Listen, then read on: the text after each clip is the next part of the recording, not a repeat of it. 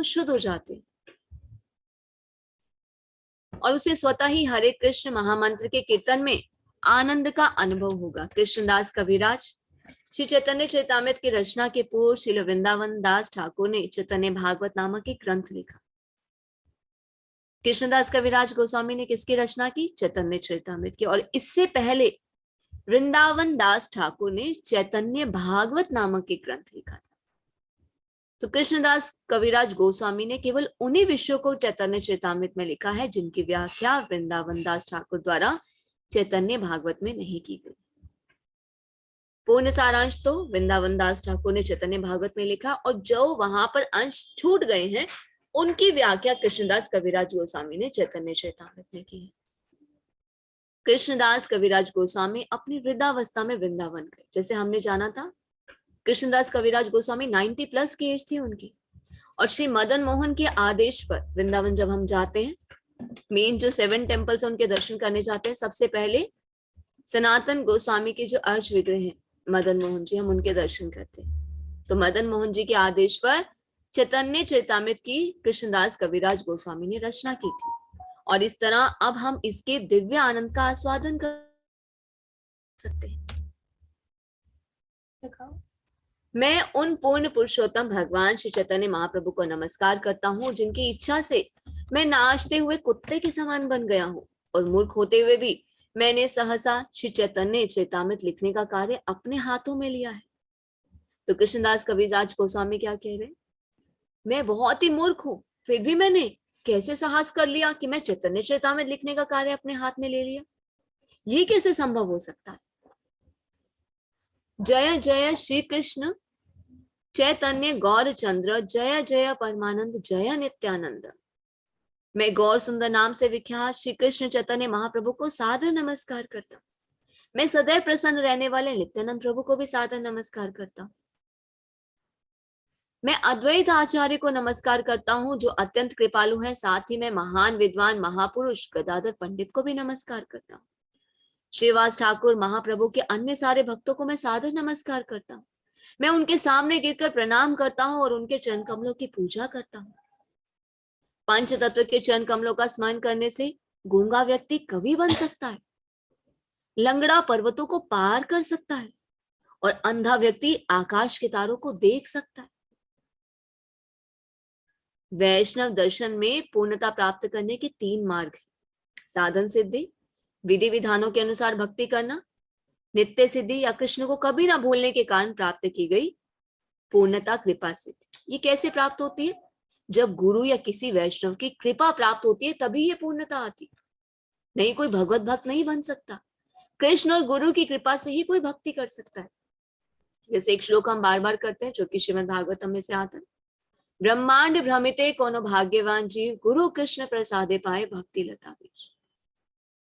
नाना प्रकार के ब्रह्मांड में, नाना प्रकार के लोक में, नाना प्रकार की योनियों में ट्रेवल करते करते कोई भाग्यवान जीव होता है जिस पर भगवान की कृपा होती है, गुरु की कृपा होती है कि वो उसको भक्ति का बीज प्राप्त होता है, वो भक्ति कर पाता है। तो कृष्णदास कविराज किस बात पर बल दे रहे हैं? ये कृपा भक्ति की योग्यता पर आश्रित नहीं होती, ये कृपा भगवान के भक्तों पर आश्रित होती है।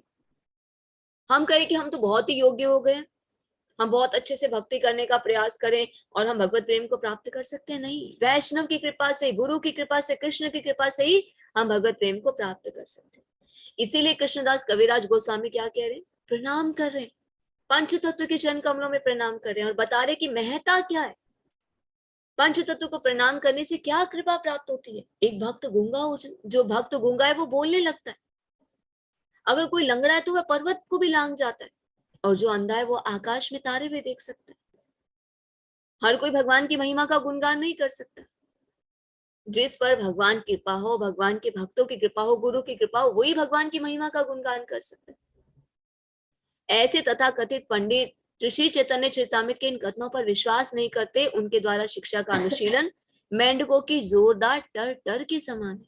मेंढक क्या करते हैं? बारिश की ऋतु होती है तो क्या होता है, जंगलों में से आवाज आती है ना, टर टर की आवाज, क्योंकि अंधेरे में सर्प क्या करता है, सांप उनके टर टर को सुनकर उनके पास जाता है और उसे निगल जाता है। अगर हम भी चैतन्य महाप्रभु के कथनों पर विश्वास नहीं करेंगे, चैतन्य महाप्रभु की शिक्षाओं के द्वारा भक्ति जीवन में आगे बढ़ने का प्रयास नहीं करेंगे, तो बाकी हम अपने प्रयास से कुछ भी करने का प्रयास करें तो हमारी स्थिति मेंढक की जैसी, हम सिर्फ टर्टर ही करते रह जाएंगे और काल आएगा निगल के ले जाएगा सर्प के समय। तो कहने का तात्पर्य है कि हमें चैतन्य महाप्रभु के प्रति आस्था होनी चाहिए, विश्वास होना चाहिए और उनके कथनों पर विश्वास होकर उन्हीं की शिक्षा का हमें अनुशीलन करना चाहिए। जो पंच तत्व की महिमा को स्वीकार नहीं करता और फिर भी कृष्ण भक्ति का दिखावा करता है, उसे ना तो कृष्ण की कृपा प्राप्त होती है, ना ही वह अपने चरम लक्ष्य की ओर बढ़ सकता है। कई बार कुछ लोग क्या कहते हैं, बाहर से कृष्ण भक्ति का दिखावा करते हैं, अंदर से भगवान के प्रति कोई श्रद्धा नहीं है, पंच तत्व की महिमा को भी स्वीकार नहीं करते। जो पंच तत्व की महिमा को स्वीकार नहीं करता, चैतन्य महाप्रभु की महिमा को स्वीकार नहीं करता, उसे कृष्ण की कृपा कभी भी प्राप्त नहीं हो सकती, चाहे वो कितने भी विधि विधानों का क्यों ना पालन कर ले। जो व्यक्ति पूर्ववर्ती आचार्यों के आदेशों के अनुसार आगे बढ़ता है, गुरु शिष्य परंपरा से चले आ रहे पूर्ववर्ती आचार्यों के पद चिन्हों पर चलता है, उसे ही सफलता मिलती है, अन्य किसी को नहीं मिलती। छाड़िया वैष्णव सेवा निस्तार प्रेक्षे केवा, गुरु और आचार्यों की सेवा के बिना किसी की मुक्ति हो ही नहीं सकती। प्राचीन काल में कंस के ससुर कौन थे? जरासंध। जैसे राजाओं ने वैदिक अनुष्ठानों का बहुत ही कड़ाई से पालन किया और विष्णु की पूजा भी की। जो कृष्ण को पूर्ण पुरुषोत्तम भगवान नहीं स्वीकार करता, वो निश्चय ही असुर। चाहे आप कितनी भी विष्णु की पूजा कर लें, कितने भी विधि विधानों का पालन कर ले, वैदिक अनुष्ठान कर ले, अगर भगवान कृष्ण को पूर्ण पुरुषोत्तम के रूप में नहीं स्वीकार करते तो वो कौन है? असुर है। श्रीमद् भागवत में स्पष्ट रूप से बताया गया है कि जिसकी भगवान के प्रति श्रद्धा होती है, जो भगवान को कृष्ण के रूप में स्वीकारता है, वो देवता है। जो भगवान को कृष्ण के रूप में नहीं स्वीकारता, उनकी भक्ति नहीं करता, वो असुर है। उसी तरह जो चैतन्य महाप्रभु को उन्हीं कृष्ण के रूप में, भगवान कृष्ण के रूप में नहीं स्वीकारता, वो भी असुर है। कुछ लोग क्या कहते हैं, हाँ हम तो कृष्ण को तो मानते हैं, पर चैतन्य महाप्रभु के प्रति हमारी कोई आस्था नहीं है। चैतन्य महाप्रभु कौन है? हमने जाना लास्ट चैप्टर्स में, स्वयं कृष्ण। क्यों प्रकट हुए चैतन्य महाप्रभु? कलयुग के जीवों का उद्धार करने के लिए, अपने हृदय का प्रेम देने के लिए, हरे कृष्ण महामंत्र हमें प्रदान करने के लिए और राधा रानी के माधुर्य भाव का आस्वादन करने के लिए चैतन्य महाप्रभु राधा रानी का भाव लेकर कृष्ण के रूप में प्रकट हुए। तो प्राचीन काल में जब जरासंध जैसे जो राजा थे, कंस के असुर, वैदिक अनुष्ठानों का बहुत ही कठोरता से पालन करते थे, दान भी देते थे, क्षत्रियो जैसा कार्य करते थे, उनमें समाज क्षत्रियो जैसे गुण थे, ब्राह्मण संस्कृति के प्रति भी आज्ञाकारी थे, पर कृष्ण को पूर्ण पुरुषोत्तम भगवान के रूप में स्वीकार नहीं करते थे। जरासंध ने कृष्ण पर कई बार आक्रमण किया, किंतु हर बार वो पराजित हो जाता था। जरासंध जैसा व्यक्ति जो वैदिक अनुष्ठानों का पालन करता है पर कृष्ण को स्वीकार नहीं करता, तो वो कौन है? असुर है। इसी तरह जो श्री चैतन्य महाप्रभु को स्वीकार नहीं करता कृष्ण के रूप में, वो भी असुर है। यही प्रामाणिक शास्त्रों का निष्कर्ष है। कृष्ण भक्ति बिना गौर सुंदर की तथा कथित भक्ति और गौर सुंदर की भक्ति के बिना कृष्ण की तथा कथित भक्ति, ये दोनों भक्ति विहीन कार्यकलाप है। तो कहने का क्या तात्पर्य? बिना चैतन्य महाप्रभु की कृपा से हम कृष्ण के प्रेम को प्राप्त नहीं कर सकते। जो व्यक्ति कृष्ण भावनामृत में सफल होना चाहता है, उसे गौर सुंदर और कृष्ण दोनों के व्यक्तिगत का पूरा ज्ञान होना चाहिए। जो कृष्ण भावनामृत में सिद्धि प्राप्त करना चाहता है, उसे कृष्ण के साथ साथ चैतन्य महाप्रभु के बारे में भी पता होना चाहिए कि चैतन्य महाप्रभु कौन है, उनकी क्या महिमा है, चैतन्य महाप्रभु क्यों प्रकट हुए, उन्होंने हमें कौन सी शिक्षा प्रदान की, उन्होंने हमें कौन से भक्ति मार्ग में चलने के लिए प्रोत्साहित किया। श्री चैतन्य महाप्रभु ने विचार किया, जब तक लोग मुझे नहीं स्वीकारेंगे वो विनष्ट हो जाएंगे। इसीलिए कृपालु महाप्रभु ने संन्यास ग्रहण किया, नहीं तो भगवान को संन्यास ग्रहण करने की क्या आवश्यकता थी। भगवान ने अपने ही आचरण से दिखाया। संन्यास का अर्थ सब कुछ छोड़कर से भगवान के प्रति शरणागति, से भगवान का स्मरण करना। श्रीमद् भागवत में कहा गया है, कीर्तना देव कृष्ण से मुक्त संग परम व्रजेत। हरे कृष्ण महामंत्र का कीर्तन करने मात्र से मनुष्य मुक्त हो जाता है और अपने धाम वापस चला जाता है। इस कलयुग का यज्ञ क्या है? संकीर्तन यज्ञ। कलयुग में हरे कृष्ण महामंत्र का जप करके ही हम भगवान धाम को प्राप्त कर सकते हैं। हरिर नाम हरिर नाम हरिर नाम एव केवलम कलौ नास्ते विनास्ते विनास्ते गतिरन्यथा। इस झूठ और पाखंड के युग में हरे कृष्ण महामंत्र के जप के अलावा कोई और रास्ता नहीं है, कोई और रास्ता नहीं है, कोई और रास्ता नहीं। तो चैतन्य महाप्रभु यहाँ बता रहे हैं कि यदि कोई व्यक्ति मुझे एक सामान्य सन्यासी मानकर भी नमस्कार करता है, भूल से भी मुझे नमस्कार कर देता है, कोई चैतन्य महाप्रभु के आगे दंडवत भी कर देता है, चाहे वो उनकी महिमा को नहीं जानता, उनके बारे में नहीं जानता, तो भी उसके सांसारिक दुख है वो घट जाते हैं और उसे मुक्ति प्राप्त होती है। इतने पतित पावन है चैतन्य महाप्रभु कि अगर कोई उन्हें भूल से भी, मूर्खतापूर्ण भी उनके सामने नतमस्तक हो जाता है, उन्हें प्रणाम कर देता है, तो उसके सारे कष्ट हट जाते हैं। जो व्यक्ति दयालु भगवान चैतन्य महाप्रभु का सम्मान नहीं करता, उनकी पूजा नहीं करता, उसे असुर समझना चाहिए, भले उसे मानव समाज में कितनी ही प्रतिष्ठा क्यों ना मिल जाए। इसलिए मैं अपनी भुजाएं उठाकर फिर से कहता हूं, हे मित्रों, झूठे तर्कों को छोड़कर श्री चैतन्य और नित्यानंद की पूजा कर। यदि कोई भगवान कृष्ण की भक्ति करता है, चैतन्य महाप्रभु और नित्यानंद प्रभु को नहीं समझता, वो अपना समय व्यर्थ गवा रहा है। हम देख रहे हैं ना, लोग क्या करें, कृष्ण की भक्ति करना चाह रहे, पर चैतन्य महाप्रभु को जानने का प्रयास नहीं करना चाह रहे, वो क्या करे, व्यर्थ में समय गंवा रहे।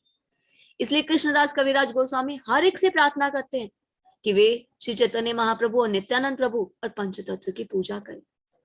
वे हर एक को विश्वास दिलाते हैं कि जो भी व्यक्ति ऐसा करेगा वही कृष्ण भावनामृत में सफल होगा, वही कृष्ण के प्रेम को प्राप्त कर सकता है। तर्कशास्त्री कहते हैं, जब तक तर्क द्वारा ज्ञान प्राप्त न कर लिया जाए, तब तक भला कोई आराध्य देव के बारे में निश्चय कैसे कर सकता है। यदि आप सचमुच तर्क में रुचि रखते हैं तो इसका प्रयोग श्री चैतन्य महाप्रभु की कृपा पर कीजिए। यदि आप ऐसा करेंगे तो पाएंगे कि यह अत्यंत अद्भुत है।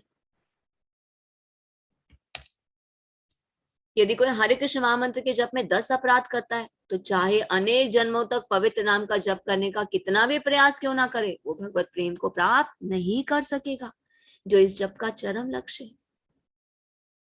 तो जो भी 16 माला करते हैं, उनके लिए बहुत जरूरी है कि वो 10 नाम अपराधों को याद करें और 16 माला करने से पहले 10 नाम अपराधों को पढ़े। जो 10 नाम अपराध पढ़ते हैं और 10 नाम अपराध नहीं करते हैं, वो ही भगवत प्रेम को प्राप्त कर सकते हैं। नहीं तो चाहे हम कितना भी समय जप करते रहें, कितनी भी माला करते रहें, चाहे 108 माला करते रहें, 100 से ऊपर माला करते रहें, अगर नाम अपराध करेंगे तो हम सफल नहीं हो सकते, भगवत प्रेम को प्राप्त नहीं कर सकते, जब के लक्ष्य को प्राप्त नहीं कर सकते।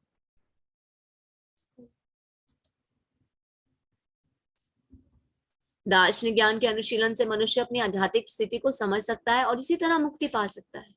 यज्ञ पुण्य कर्मों को संपन्न करके मनुष्य उच्चतर ग्रह मंडल में इंद्र तृप्ति प्राप्त कर सकता है, किंतु भगवान की भक्ति में सेवा इतनी दुर्लभ है कि हजारों यज्ञ करके भी यह प्राप्ति नहीं की जा सकती। तो देखिए क्या बताया जा रहा है, कोई कितने भी सकाम कर्म कर ले, कितने हजारों सालों तक भी कर ले, पर वो भी भगवान के प्रेम को प्राप्त नहीं कर सकता जो संकीर्तन यज्ञ करके कर सकता है। यदि भक्त भगवान से भौतिक इंद्र तृप्ति या मुक्ति चाहता है तो कृष्ण उसे तुरंत दे देते, किंतु शुद्ध भक्ति को वे छिपा कर रखते। अगर भगवान से कोई प्रार्थना करे कि मुझे ये चीज चाहिए, मुझे वो चीज चाहिए, मेरी ये इच्छा पूरी कर दो, मुझे मुक्ति चाहिए, तो भगवान दे देते, क्योंकि भगवान अपने बच्चों से बहुत प्रेम करते। हम भौतिक जगत के माता पिता जब बच्चे हमसे कुछ मांगते हैं, मान लीजिए बच्चे ने फोन मांगा,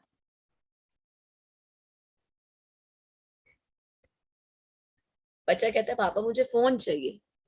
पापा को पता है कि बच्चे को जरूरत नहीं है फोन की, पर बच्चा जिद करता है। पापा भी क्या करते हैं, बच्चा जिद कर रहा है तो हार मान के उसे फोन ले ही देते हैं। तो उसी तरह से भगवान से भी अगर हम कुछ मांगते हैं, भौतिक इंद्र तृप्ति करना चाहते हैं, तो भगवान हमें इच्छा को तुरंत पूरा कर देते हैं, पर शुद्ध भक्ति को भगवान छिपा कर रखते। तो महर्षि नारद ने कहा, हे महाराज युधिष्ठिर, पूर्ण पुरुषोत्तम भगवान कृष्ण सॉरी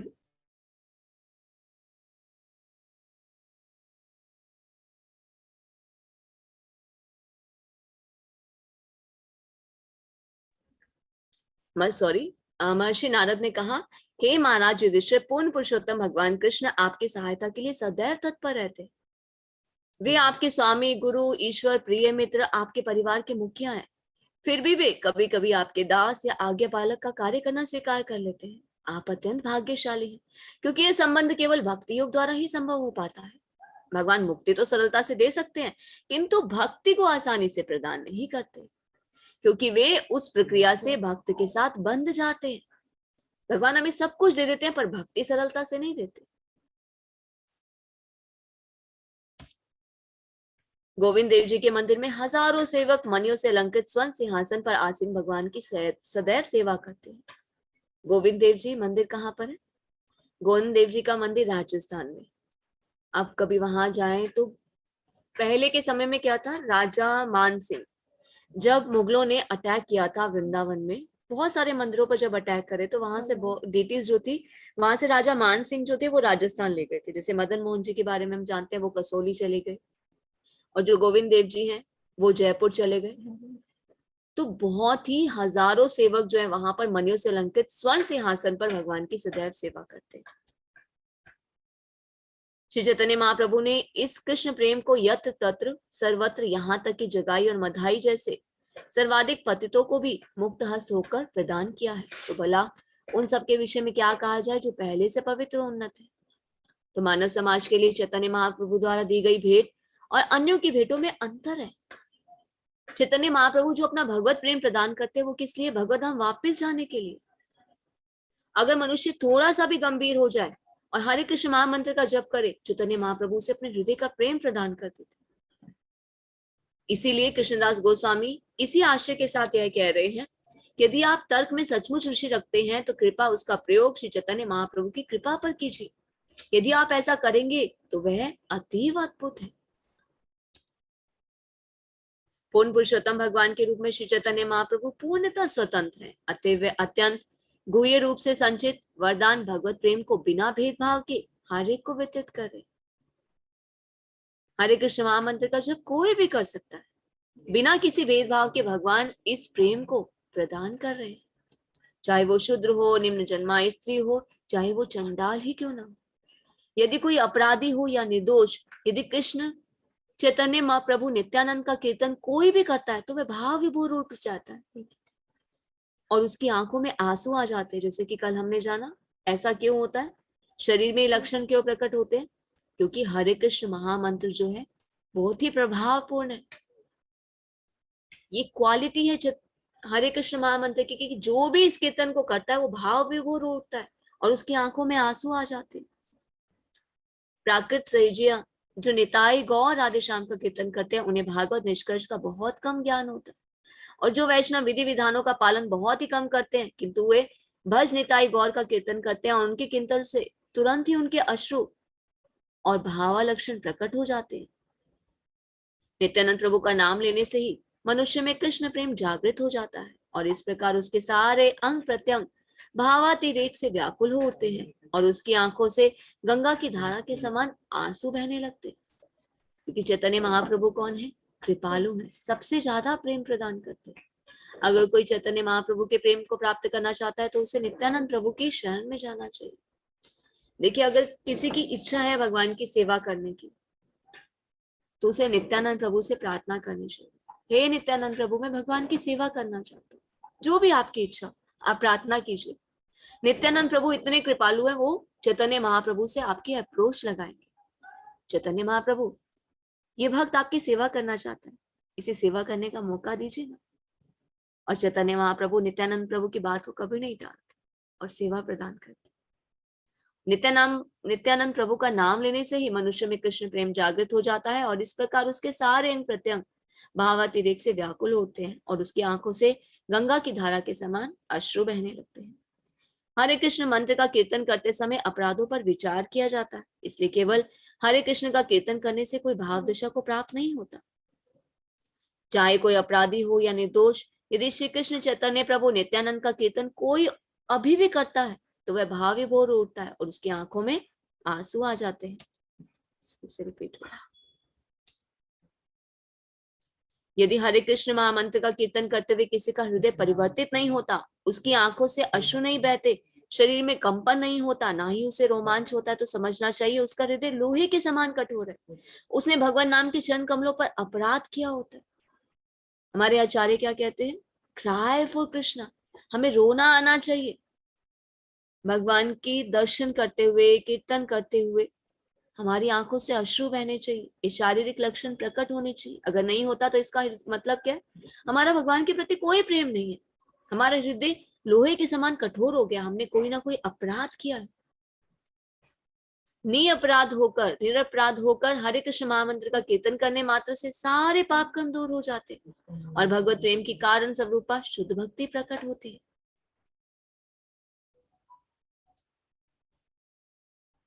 यदि कोई कृष्ण नाम का सदैव कीर्तन करता है तो वह धीरे धीरे पाप में जीवन के सारे फलों से मुक्त हो जाता है।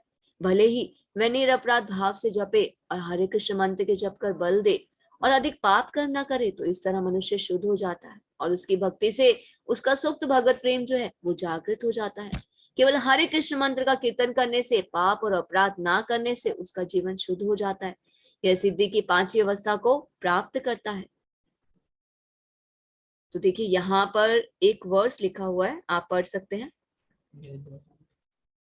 श्रीमद् भागवतम में इसकी पुष्टि हुई है 12th कैंटो में। कीर्तनाद एव कृष्ण से मुक्त संग। चैतन्य महाप्रभु ने भी हमें यही सिखलाया है। वे रास्ते में चलते हुए कीर्तन करते थे। चैतन्य महाप्रभु स्वयं ही कीर्तन करते थे।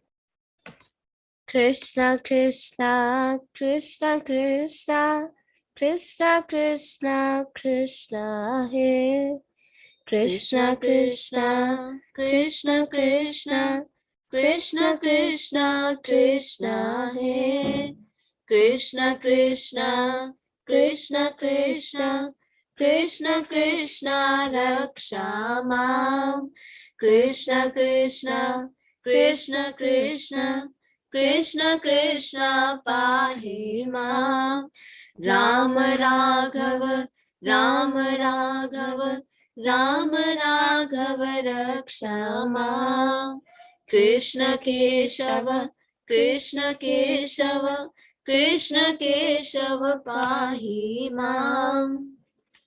चैतन्य महाप्रभु स्वयं भी कीर्तन करते हुए नाचते गाते रोते थे और चैतन्य महाप्रभु ने अपने ही उदाहरण से बताया कि जो कृष्ण नाम का सदैव कीर्तन करता है उसके पाप जो है वो नष्ट हो जाते हैं। जब किसी में सचमुच भगवान की दिव्य प्रेमा भक्ति जागृत हो जाती है तो उसके शरीर में स्वेद, कंपन, हृदय का स्पंदन, वाणी का अवरोध और आंखों में अश्रु जैसे रूपांतर उत्पन्न होते हैं। तो कुछ लोग अपने एक्सपीरियंस बताते हैं ना कि कई बार हम भगवान का कीर्तन सुनते हैं या भगवान का दर्शन करते हैं तो हमारी आंखों में से अपने आप आंसू आने लग जाते हैं। हमारे रोम छिद्र जो है वो खड़े हो जाते हैं, हमारे रोम को खड़े हो जाते हैं, हम बोल नहीं पाते हैं। बोलते बोलते हमें ऐसा लगता है कि जब हम बोल नहीं पाएंगे, हमारी आंखों में से अश्रु आने लगते हैं। तो ये किसके लक्षण है कि आपके हृदय में दिव्य प्रेम जो है वो जागृत हो रहा है। पर मनुष्य को कृत्रिम रूप से नकल नहीं करनी चाहिए। ऐसा नहीं कि हाँ हमें तो रोना आना ही चाहिए, स्वाभाविक रूप से ये होना चाहिए। और स्वाभाविक रूप से ये कब होगा? जब हमारा भगवान के प्रति पूर्ण श्रद्धा होगी, पूर्ण विश्वास होगा, बिना अपराध के हम हरे कृष्ण महामंत्र का जप करेंगे तो ये लक्षण स्वतः ही प्रकट हो जाएंगे। तो हमें इन लक्षणों के लिए नकल करने की आवश्यकता नहीं है। भगवान से प्रेम प्राप्त करने के लिए हमें कुछ करना होगा, भक्ति करनी होगी, शुद्ध प्रेम भगवान का अगर हम प्राप्त करना चाहते हैं निरपराध रूप से, हमें हरे कृष्ण महामंत्र का जप करना होगा। हरे कृष्ण महामंत्र का कीर्तन करने के फलस्वरूप मनुष्य के आध्यात्मिक जीवन में इतनी अधिक उन्नति होती है कि उसके भौतिक जीवन का अंत, भगवत प्रेम की प्राप्ति एक साथ होते हैं। कृष्ण का पवित्र नाम इतना शक्तिशाली है कि केवल एक नाम के उच्चारण से उसे ये दिव्य संपत्ति सहज उपलब्ध हो जाती है। यदि भगवान के पवित्र नाम का बारंबार जप करते रहने पर भी मनुष्य में भगवान के प्रति प्रेम विकसित नहीं होता, उसकी आंखों में अश्रु प्रकट नहीं होते, तो यह स्पष्ट हो जाता है कि जप में उसके अपराधों के फलस्वरूप कृष्ण नाम का बीज अंकुरित नहीं हो रहा है। तो उसके लिए हमें क्या करना चाहिए? अगर ये लक्षण प्रकट नहीं हो रहे, हमारे हृदय में आंखों में अश्रु नहीं प्रकट हो रहे, तो इसका मतलब अभी भक्ति रूपी जो बीज है वो अंकुरित नहीं हो रहा। एक बीज को कैसे अंकुरित किया जाता है? जब उसे प्रॉपर रूप से नरिश किया जाता है। तो उस बीज को हम कैसे नरिश कर सकते हैं? श्रवणम कीर्तन, निरंतर रूप से अगर हम श्रवण करें, हरे कृष्ण महामंत्र का जप करें, तो ये बीज अंकुरित हो जाता है। किंतु यदि कोई थोड़ी भी श्रद्धा के साथ भगवान चैतन्य और नित्यानंद के पवित्र नामों का कीर्तन करता है तो वह सारे अपराधों से तुरंत ही मुक्त हो जाता है। इस तरह वह जो ही हरे कृष्ण महामंत्र का कीर्तन करता है तो ही उसे भगवत प्रेम की भाव विभोरता का अनुभव होता है। श्री चैतन्य महाप्रभु स्वतंत्र पूर्ण पुरुषोत्तम भगवान है और वे अत्यंत दयालु हैं। उनकी पूजा किए बिना किसी को मुक्ति नहीं मिल सकती। अरे मूर्खा, जरा श्री चैतन्य मंगल तो पढ़ो। इस ग्रंथ को पढ़कर तुम श्री चैतन्य महाप्रभु की सारी महिमा को समझ सकते हो। जिस तरह व्यासदेव ने श्रीमद् भागवत में कृष्ण की सारी लीलाओं का संकलन किया है, उसी तरह ठाकुर वृंदावन दास ने चैतन्य महाप्रभु की लीलाओं का वर्णन चैतन्य भागवत में किया है। ठाकुर वृंदावन दास ने श्री चैतन्य मंगल की रचना की है, जिसके सुनने से सारे अमंगल नष्ट हो जाते हैं। श्री चैतन्य मंगल पढ़कर मनुष्य श्री चैतन्य महाप्रभु नित्यानंद प्रभु की सारी महिमा तथा सत्य को समझ सकता है, भगवान कृष्ण की भक्ति के चरम लक्ष्य पर पहुंच सकता है। श्री वृंदावन दास ठाकुर ने श्री चैतन्य मंगल, जो बाद में श्री चैतन्य भागवत कहलाया, में श्रीमद् भागवत से प्रामाणिक उद्वन देते हुए भक्ति के निष्कर्ष और सार प्रस्तुत किए हैं। यदि बड़े से बड़ा नास्तिक भी चैतन्य मंगल को सुने तो वह तुरंत भगवान का भक्त बन जाता है। इस पुस्तक का विषय इतना भव्य है कि लगता है मानो श्री वृंदावन दास ठाकुर की रचना के माध्यम से साक्षात श्री चैतन्य महाप्रभु स्वयं बोल रहे हैं। मैं वृंदावन दास ठाकुर के चरण कमलों पर कोटि कोटि प्रणाम करता हूँ और उनके अतिरिक्त अन्य कोई व्यक्ति सभी पतित आत्माओं के उद्धार के लिए ऐसा अद्भुत ग्रंथ नहीं लिख सकता था। नारायणी सदा चैतन्य महाप्रभु का जूठा खाया करती थी। श्री वृंदावन दास ठाकुर उसी की कोख से जन्मे थे। तो यहाँ पर बताया जा रहा है नारायणी कौन थी, आगे हम जानेंगे। शायद श्रीवास पंडित की भतीजी थी। तो वो क्या करती थी, चैतन्य महाप्रभु का जूठन खाया करती थी और उन्हीं के गर्भ से श्रील वृंदावन दास ठाकुर जन्मे थे, जिन्होंने चैतन्य भागवत की रचना की। चैतन्य महाप्रभु की लीलाओं का कैसा ही अद्भुत वर्णन उन्होंने दिया है। तीनों लोकों में जो भी सुनता है वह शुद्ध पवित्र हो जाता है। हर एक से मेरा आग्रह है कि चैतन्य महाप्रभु तथा नित्यानंद प्रभु द्वारा दी गई भक्ति विधि को अपनाएं और इस तरह भौतिक संसार के दुखों से मुक्त होकर भगवान की प्रेमा भक्ति प्राप्त करें। कृष्णदास कविराज गोस्वामी यहाँ पर आग्रह कर रहे हैं, प्रार्थना कर रहे हैं कि सभी को चैतन्य महाप्रभु और नित्यानंद प्रभु द्वारा दी गई भक्ति विधि का पालन करना चाहिए, तभी वो भौतिक संसार के दुखों से मुक्त होकर भगवान की प्रेमा भक्ति को प्राप्त कर सकते हैं। श्री वृंदावन दास ठाकुर ने चैतन्य मंगल लिखा है और उसमें चैतन्य महाप्रभु की लीलाओं का पूरी तरह से विस्तार किया है। उन्होंने सर्वप्रथम संक्षेप में महाप्रभु की लीलाएं दी हैं और बाद में उनका विस्तार से वर्णन भी किया है। चैतन्य महाप्रभु की लीलाएं अनंत तथा अगाध हैं, अतएव इन सब का वर्णन करने से यह ग्रंथ विशालकाय बन गया है। उन्हें इसे इतना विस्तृत देखकर बाद में उन्हें लगा कि उनमें से कुछ का वर्णन ठीक नहीं हो पाया। उन्होंने नित्यानंद प्रभु की लीलाओं का भाव में वर्णन किया है, किंतु चैतन्य महाप्रभु की अंत्य लीलाएं अनकही रह गई। तो वृंदावन के सारे भक्त इन लीलाओं को सुनने के लिए अत्यंत उत्सुक रहते थे। वृंदावन नामक महान तीर्थस्थल में कल्प वृक्ष के नीचे रत्नों से जड़ित एक सुनहरा सिंहासन है। उस सिंहासन पर नंद महाराज के पुत्र श्री गोविंद देव विराजमान है, जो दिव्य कामदेव है। वहां पर गोविंद देव की नाना प्रकार से राजसी सेवा की जाती है। उनके वस्त्र, आभूषण तथा साज सामग्री सभी दिव्य है। गोविंद देव जी के उस मंदिर में हजारों सेवक भक्ति भाव से सदैव भगवान की सेवा में लगे रहते हैं। हजारों मुखों से भी सेवा का वर्णन कर पाना संभव नहीं है। उस मंदिर के मुख्य सेवक श्री हरिदास पंडित है। उनके गुण तथा उनका यश सारे जगत में प्रसिद्ध है। सुशील, सहनशील, शांत, वदान्य, गंभीर, मृदुभाषी तथा अत्यंत धीर थे। वे सबको सम्मान देते थे। कौन? गोविंद देव जी मंदिर के जो सेवक हैं हरिदास पंडित, वे सबको सम्मान देते थे, उनकी सबकी भलाई का कार्य भी करते थे और उनके मन में कूटनीति, ईर्ष्या, द्वेष लंच मात्र भी नहीं था। उनके शरीर में भगवान कृष्ण के 50 गुण विद्यमान थे। यदि किसी में कृष्ण के प्रति अविचल भक्तिमय श्रद्धा है तो उसमें कृष्ण और सारे देवताओं के सद्गुण धीरे धीरे प्रकट हो जाते। देखिए भक्ति की शक्ति देखिए, अगर कोई भगवान की भक्ति करता है उसके अंदर स्वतः ही दैवी गुण प्रकट होने लग जाते हैं। किंतु जिसमें पूर्ण पुरुषोत्तम भगवान के प्रति भक्ति नहीं होती, उसमें सुयोग्यता नहीं होती, चाहे वो कितना भी बड़ा विद्वान पंडित ना हो जाए, पर भक्ति के बिना उसका ज्ञान, उसका पांडित्य, उसकी योग्यता सब बेकार है, क्योंकि वह मनोकल्पना द्वारा भगवान के बाह्य रूप भौतिक जगत में लगा रहता है। अनंत आचार्य गदाधर पंडित के शिष्य थे और उनका शरीर सदैव भगवत प्रेम में निमग्न रहता था। वे उदार थे और सभी प्रकार से उन्मत्त थे। अनंत आचार्य समस्त सद्गुणों के आगार थे और उनके बड़प्पन का अनुमान कोई नहीं लगा सकता। हरिदास पंडित उन्हीं के प्रिय शिष्य थे। तो जो एक सेकंड, तो यहाँ बताया जा रहा है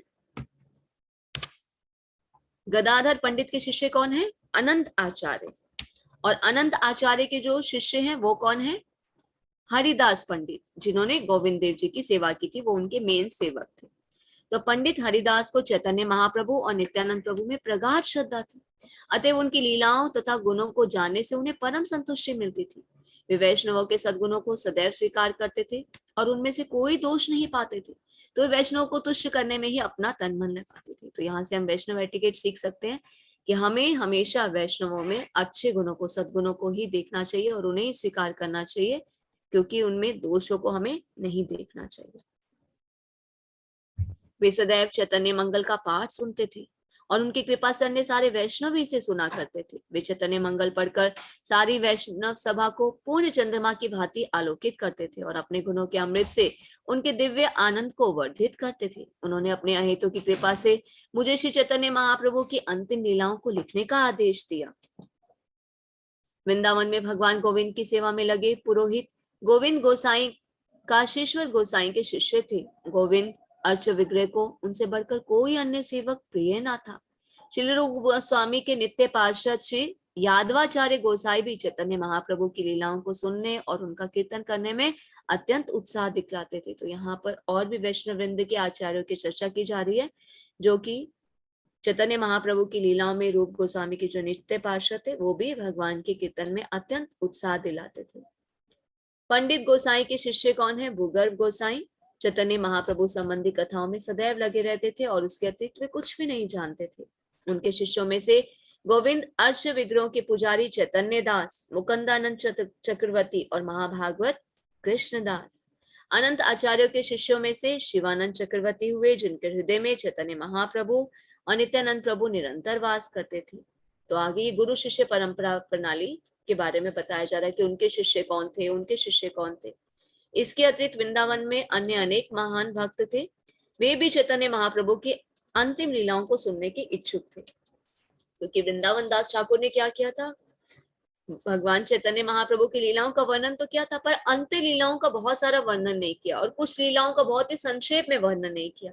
तो वहां के जो और आचार्य थे, वृंदावन के जो बहुत श्रेष्ठ आचार्य थे, वैष्णव थे, उन्होंने कृष्णदास कविराज गोस्वामी से प्रार्थना की कि आप उन लीलाओं का स्पष्ट रूप से और व्याख्या दीजिए और उसका संक्षिप्त रूप से वर्णन कीजिए। तो जो चैतन्य भागवत में छूट गया था उसका वर्णन कृष्णदास कविराज गोस्वामी ने चैतन्य चरितामृत में किया है। तो इन सभी भक्तों ने कृपा करके मुझे श्री चैतन्य महाप्रभु की अंतिम लीलाओं के संबंध में लिखने का आदेश दिया। किसे? कृष्णदास कविराज गोस्वामी को। यद्यपि मैं निर्लज हूँ, किंतु उन्हीं के आदेश से मैंने ये चैतन्य चरितामृत लिखने का प्रयास किया है। वैष्णव की आज्ञा प्राप्त करने के बाद, लेकिन अपने मन में चिंतित होने के कारण मैं वृंदावन में मदन मोहन मंदिर में उनकी भी आज्ञा लेने के लिए गया। तो यहाँ पर कृष्णदास कविराज गोस्वामी बता रहे हैं कि वैष्णव मुझे आज्ञा दी, फिर भी मैं चिंतित था और फिर मैं मदन मोहन मंदिर गया। फिर मैं मदन मोहन जी से आज्ञा लेने के लिए गया और जब मैं मदन मोहन के मंदिर में दर्शन करने गया तो पुजारी गोसाई दास भगवान के चरणों की सेवा कर रहे थे। मैंने भी भगवान के चरण कमलों पर प्रार्थना की। जब मैंने भगवान से आज्ञा मांगी तो तुरंत ही उनके गले से एक माला खिसक कर नीचे आ गई। तो इसका अर्थ क्या है? माला जो भगवान के गले में थी टूट कर नीचे गिर गई। तो मतलब भगवान ने आज्ञा दे दी, भगवान ने शक्ति प्रदान की कि आप जो कार्य करने जा रहे हैं उसे करिए। जो ही ये घटना घटी तो वहां पर खड़े सारे वैष्णव जनों ने हरि बोल की हर्ष ध्वनि की और पुजारी गोसाई दास ने वह माला लाकर मेरे गले में डाल दी। इस माला को भगवान के आदेश के रूप में पाकर मैं अत्यधिक प्रसन्न हुआ और तुरंत ही मैंने वहीं पर यह ग्रंथ लिखना प्रारंभ कर दिया। वास्तव में चैतन्य चरितामृत मेरा लिखा हुआ नहीं है, अपितु श्री मदन मोहन द्वारा लिखाया गया है। मेरा लिखना तो तोते जैसे दोहराना है। तो यहाँ पर कृष्णदास कविराज गोस्वामी कह रहे हैं कि ये ग्रंथ मैंने नहीं लिखा, ये तो मदन मोहन जी ने मुझसे लिखवाया है। जैसे उनकी आज्ञा हुई वैसे वैसे मैं लिखता गया।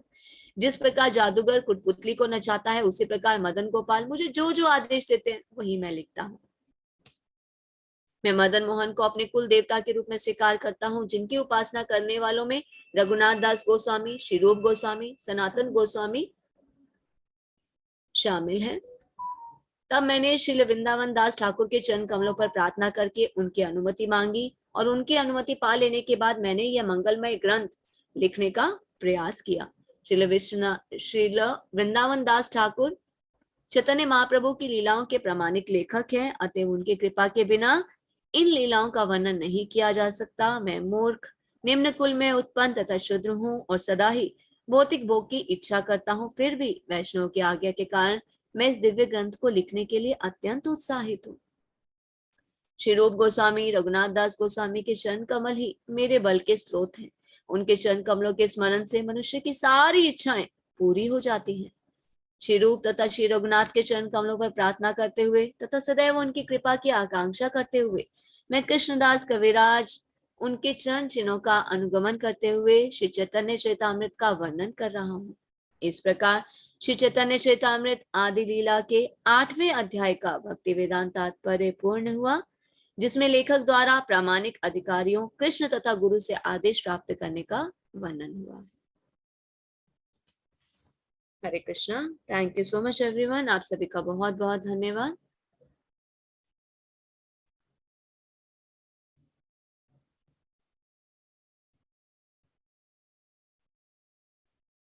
हरे कृष्णा। आप लोग जब मैसेजेस कर रहे थे, सॉरी मैं उसका रिप्लाई नहीं कर पा रही थी, क्योंकि जब पढ़ रहे होते हैं ना तो बस उसी में रहते हैं, तो मैसेजेस ओपन नहीं किए जाते क्योंकि स्क्रीन शेयर भी रहता है।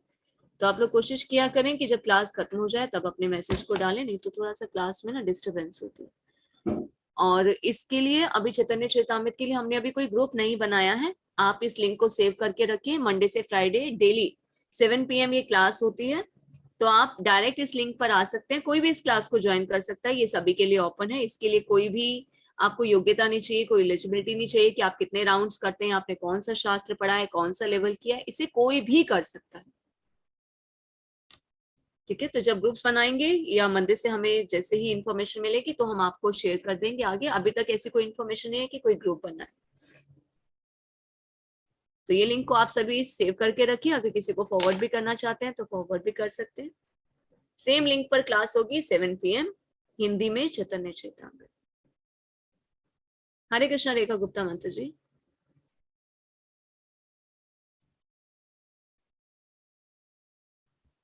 हरे कृष्णा माता जी।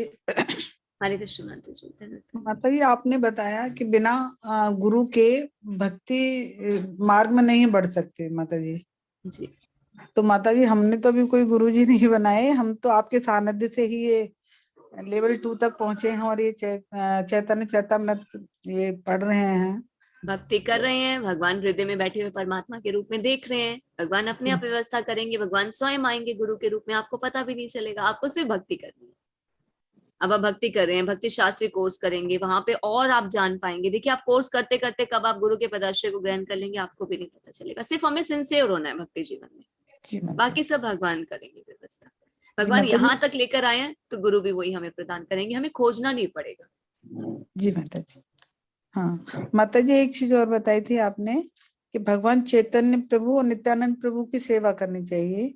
तो माता जी, ये तो भगवान विष्णु यानी कृष्ण भगवान के ही विस्तार हैं। तो माता जी, कृष्ण भगवान हमारी मतलब हम चैतन्य महाप्रभु की या नित्यानंद प्रभु कृष्ण बलराम ही तो हैं।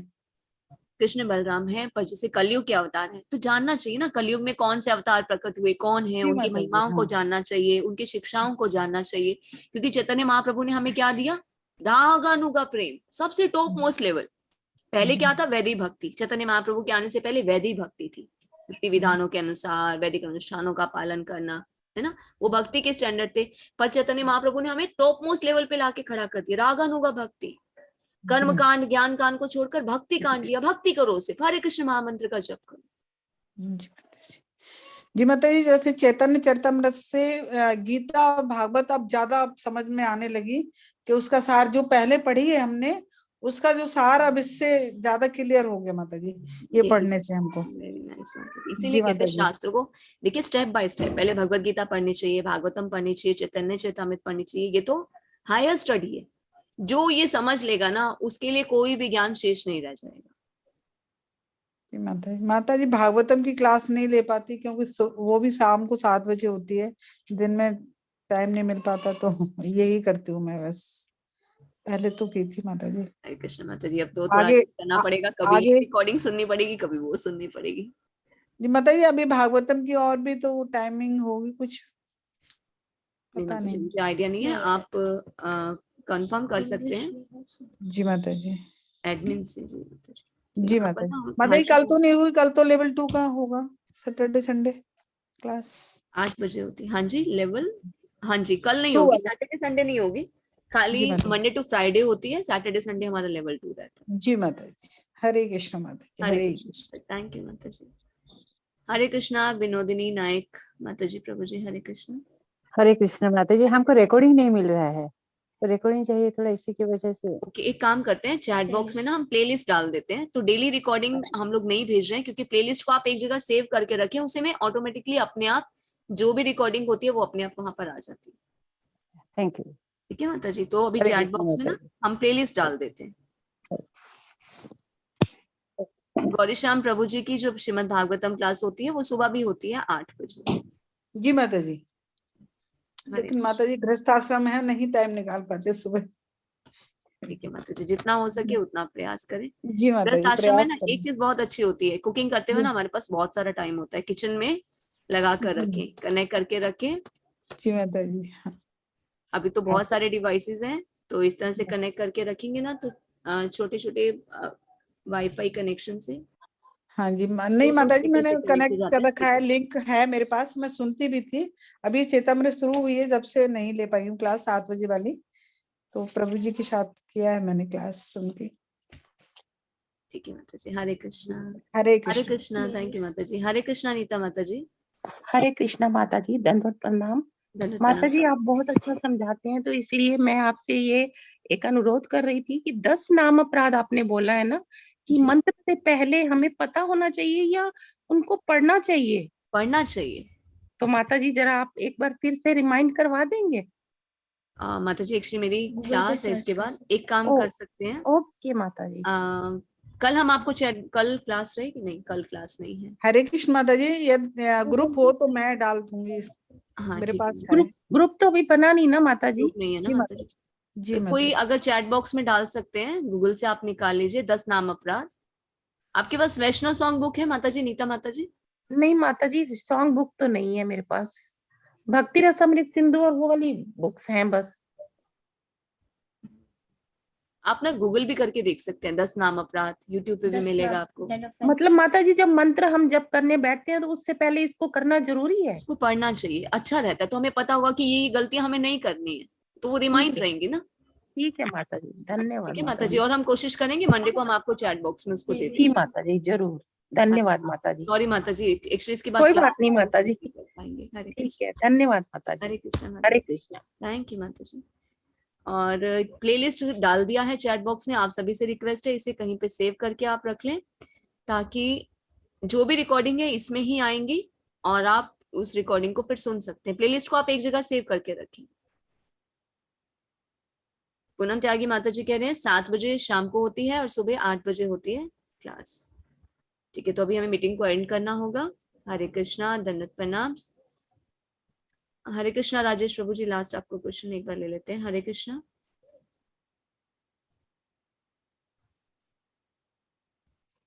हरे कृष्णा राजेश प्रभु जी। हरे कृष्ण माता जी। हरे कृष्णा प्रभु जी। बोले माता जी, हम लोग को किस भगवान की पूजा करना चाहिए माता जी? राधा कृष्ण की, चैतन्य महाप्रभु की? चैतन्य महाप्रभु की महिमा को हमें जानना है। पूजा तो हमें कृष्ण अच्छा, की, भगवत गीता में भगवान के कहते हैं कृष्ण के रूप में मेरी पूजा करनी चाहिए, पर हमें ज्ञान तो, तत्व ज्ञान तो सब होना चाहिए ना, कि कृष्ण हाँ कौन है, राधा कौन है, चैतन्य महाप्रभु कौन है, नित्यानंद प्रभु कौन है। ठीक है माता जी। क्योंकि हम तो राधा कृष्ण भगवान का ही फोटो कृष्ण रख के के रूप में ही पूजा कर भगवान रहे हैं। भगवत गीता में कहते हैं कि मेरा साकार रूप यही है, इसी रूप में मेरी पूजा करो। हरे कृष्ण हम वैसे माता जी। ही हम वैसे ही पूजा कर रहे हैं माता जी, राधा कृष्ण भगवान का फोटो रख के और पूजा कर शास्त्रों को रहे हैं। पढ़ेंगे और क्लेरिफिकेशन हो जाएगी, फिर कोई डाउट नहीं रहेगा। ठीक है माता जी। हरे कृष्णा नीलम माता जी। हरे कृष्ण माता जी। माता जी ये प्ले लिस्ट भेजा था अभी, और हमने जैसे चैट बॉक्स खोला वो तो रिमूव हो गया, दोबारा भेज सकते हैं क्या? हाँ जी माता जी, प्लेलिस्ट एक बार फिर से दोबारा डाल देते हैं। और नीता माता जी 10 नाम अपराध चैट बॉक्स में एक बार भेज दिया है। धन्यवाद। सीमा माता जी ने, थैंक यू सो मच सीमा माता जी। हरे कृष्णा जी। एक बार चैट बॉक्स में फिर से प्लेलिस्ट भेज देते हैं। अभी फिर से भेजा माता जी, चेक कीजिए। जी Hare Krishna. Hare Krishna everyone, thank you so much for joining. Hare Krishna. अगर किसी का कोई भी प्रश्न रह गया है तो आप सभी से रिक्वेस्ट है, आप नेक्स्ट क्लास में उसे पूछ सकते हैं। हरे कृष्णा, दंडवत प्रणाम। Thank you so much for joining. वांछा कल्पतरुभ्यश्च कृपा सिंधुभ्येव च पतितानां पावनेभ्यो वैष्णवेभ्यो नमो नमः। Always हरे remember कृष्ण Krishna. माता जी। Never forget Krishna. Chant Hare Krishna and be happy. Hare Krishna, Krishna Krishna, Hare Hare, Hare Krishna Hare Rama, Rama Rama, Hare Hare. Hare Krishna everyone, आप सभी का बहुत बहुत धन्यवाद। Thank you so much. Hare Krishna. तो अब हम मिलेंगे मंडे टू फ्राइडे, क्लास रहेगी 7 p.m. हरे कृष्णा।